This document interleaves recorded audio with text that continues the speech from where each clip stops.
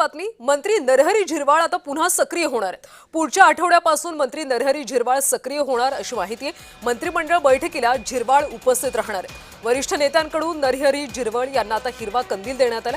आक्षेपार्ह व्हिडिओमुळे झिरवाळ अडचणीत आले होते।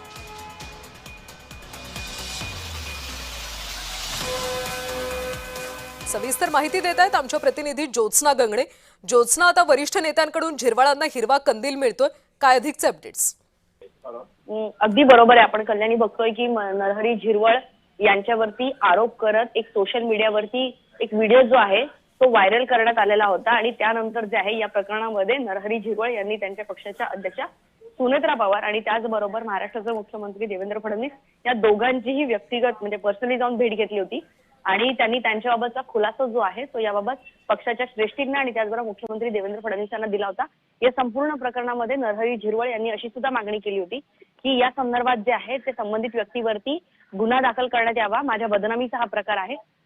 पण असं झालेलं असताना सुद्धा कारण ज्यांनी नरहरी झिरवाळांवरती आरोप लावलेले होते त्यांनी सुद्धा या संपूर्ण प्रकरणामध्ये नरहरी झिरवाळांवरती नाही पण या संपूर्ण प्रकरणांमध्ये जे आहेत एक FIR दाखल झाला होता ज्याच्यामध्ये नरहरी झिरवाळ यांचं थेट असं नाव घेण्यात आलेलं नव्हतं।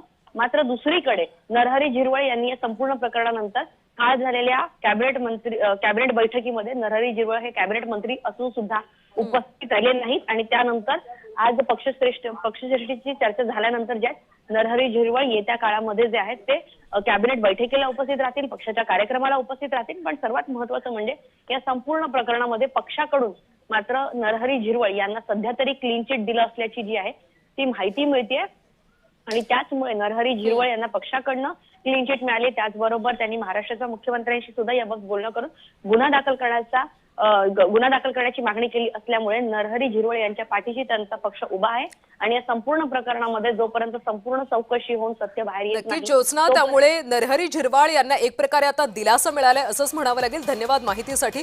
तर नरहरी झिरवाळ आता पुढच्या आठवड्यापासून सक्रिय होणार अशी सध्या माहिती मिळते।